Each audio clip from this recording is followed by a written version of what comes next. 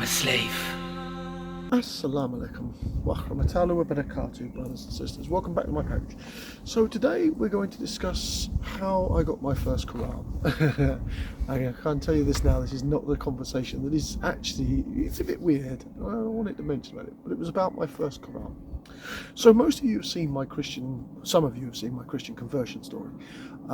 It's buried amongst my videos here on YouTube, Alhamdulillah. So if you want to go digging through my files, I will probably build a small section of a tab so that you can see all of my Christian conversions in one go, so it's easier to follow them.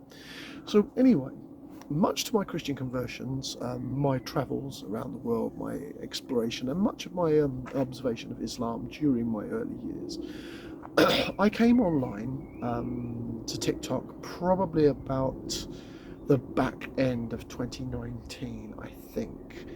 August, November period of 2019, give or take. And for the first 6 months of 2019, I was quite quiet, very small. I had my first Psycho Lockwood account, for those of you from TikTok who actually know me. And I basically was defending both in a very kind of conservative Christian manner, Christian ideas, as well as defending Islam, as I was very much a protector of what was to be considered acceptable behaviour. Anyway, there was this backwards and forwards between me and scottylum in the early years, but way before he hit 100,000. He had about 50 to 60,000 subscribers he had on his TikTok account. Anyway, he invited me onto his to have a debate with him. I was Catholic at the time. And we sat down and hashed out times. I think we went backwards and forwards a couple of times, and I think it might have been 2020, roughly, that we had this conversation, that we were going to sit down and I was going to debate him on the preferences of Christianity and Trinitarianism. I was dreading this because I'm not really good with Trinitarianism, I'll be completely honest. Trinitarianism is always extremely difficult to explain, and three gods in one, it never really made sense, even to me when I was Christian. But I always felt that Isa was an incredible human being, and Jesus was a Messiah. There was no question that he was a Messiah. He was a Messiah from my own limited understanding at the time of Islam and in Christianity, and was considered a considerable pain in Judaism's arse. So, Alhamdulillah, I agreed to the debate. Anyway, we went backwards and forwards continuously throughout much of the debate. And the debate was very respectful, very, very lively. I asked questions about Alysha. I asked questions about Muslim women not marrying Christians, and Muslim men only marrying people of other faith. And everything I ever brought up, Scotty had an answer for. He had a notepad, he had an answer. He's not like me, who could retain knowledge and absorb it and then put it out, but he had the answers. They were written, that he knew the basics of what any normal person would ask. Now, at this time I'd finished missionary work, completely finished. I was on my way out of Christianity, relatively speaking.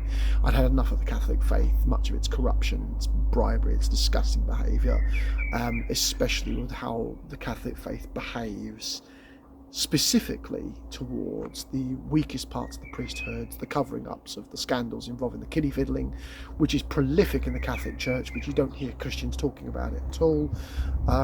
They like to be able to brush that under the carpet, like they brush everything under the carpet. So I was exiting Catholicism anyway, but of course Scotty was unaware of this. I was just the Catholic man, a missionary that he wanted to talk to. And me and Scott had a very kind of good friendship at that point as it was. Well, anyway, I honestly lost that debate, because it was on Trinitarianism, and I wasn't a great explainer towards Trinitarianism at the time. And I left the debate, and I thought to myself, you know what, I'll buy myself a Quran, and this is where this beautiful thing came into play. And the 8 days that ran up, something I never discussed, I was incredibly anorexic. I had stress levels. I didn't know where I was going. I didn't know what I was doing. I started researching a little bit of Lutheranism at that time. I really have been enamoured toward Orthodox Christianity, and I'm very, very careful about not criticising Orthodox Christians, because I think very highly of them. They're very centric in the way that they build their society, and they are by far the closest Christians can get, in my opinion, towards the ancient Christian faith you can be in modern society. Now, I still think that they're lost and they're wrong, and worshipping Isa is morally bankrupt, but of all the Christians that are out there. The Orthodox and the Ethiopian Christians are the closest to the root of what was early Christianity, or fragments thereof, as far as I understand it.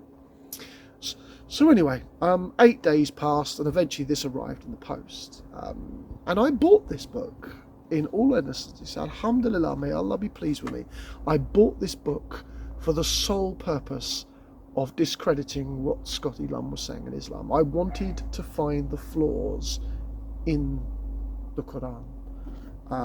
And it got to the point where I was spending the time necessary to ascertain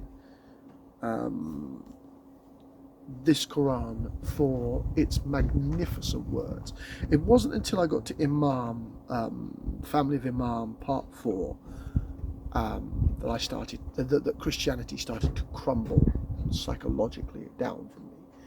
So I kept reading, and I'd started that, I think it was Friday morning, and it wasn't until about Saturday morning, and I suffered heavily from insomnia at this time period, as in I had really bad insomniacal problems. I would only sleep 2 or 3 hours a night. Quite often that would only go on for and then every 2 or 3 weeks I'd have a crash night where I would sleep for about 8 hours, and that still wasn't huge. So I read the Quran from Friday morning when it arrived in the post all the way down until about Saturday morning. And I read, admittedly, there were chapters that I was scanning, reading it in English as I do, but I got to the end after seeing through various parts of it, and I realised like the profound hammer had dropped, that I could not find any articulated intellectual or direct reasons why the Quran was wrong. So the reason I bought the Quran was to refute scottylum. Alhamdulillah, it brought me to Islam by its very nature.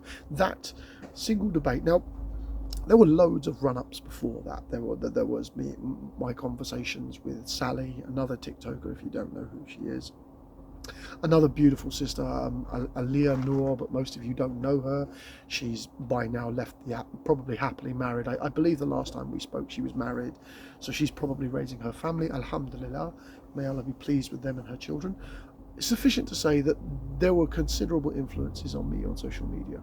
And being a reclusive historian, I'm not the kind of person to genuinely step out into the internet world in general.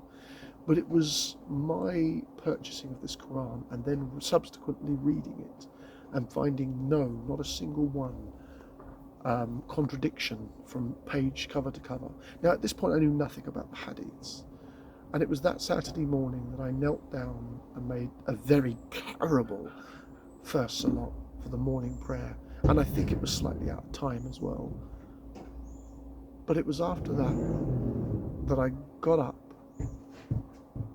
sorted out my bed, went to sleep, and I thought to myself, I'll wake up about 10 o'clock. This was just gone 6:30. In the region of about 2:30 to 3 p.m. in the afternoon, I woke up in shock, covered in sweat. I was so shattered. I went back and carried on reading the Quran all the way up, had my dinner, etc., etc., made another prayer in the evening, and then from there, my Islamic journey started moving forward, and I have not had a single insomnia attack since becoming Muslim. I sleep 6 to 8 hours regularly now, alhamdulillah. The peace be upon you and upon you be peace are such prophetical words to me. By the end of the first week of basically slowly practicing Islam, I'd already given up pork, I'd already given up alcohol years beforehand, mostly for health reasons, and again, alcohol has a real problem in my family. It wasn't until I was praying 5 times a week, 5 times a day, 5 times a day, that I realised that I was Muslim. And it was still 3 months after that before I publicly made acknowledgement of my Shahada. 2 or 3 months, I think. Because when you come from a Catholic family clan and are heavily involved in Christianity, it can be such an enormous leap. Your family, your friends, everyone you know, especially when you were a missionary, all the people you're connected to, it can have a profound effect upon your lifestyle. And I don't know people who realise that many reverts give up so much for this deen.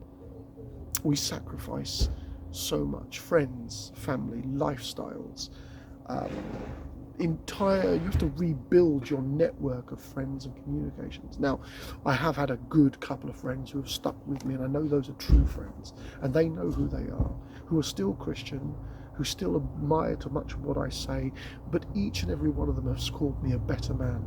They said, I don't care if I don't agree with your religion, John, you are a better man than you were 2 years ago. You are cleaner, more precise, you are healthier, you sleep better, you are more in tune with the more peace of mind that you are. Alhamdulillah for Islam. And I cannot thank the various people who led me down this path. Now, this is one of those moments where I've been debating. I am not a Salafah. I have nothing against the Salafah creed. I think very highly of them. They're incredibly, I don't know an Arabic word for them, evangelical. They're very, go out there and preach the good word of Allah. And I completely agree with that, especially when it comes towards this. But I always find some of the deeper theology a little bit difficult to swallow, especially when it involves things like destroying historical shrines, etc., etc. And these are not shades. This is what they believe. They believe in the destruction of ideology, and I understand the theology behind it. I just can't bring myself to destroying hundreds of year-old tombs and shrines, even if they are ideological, idol worshipping.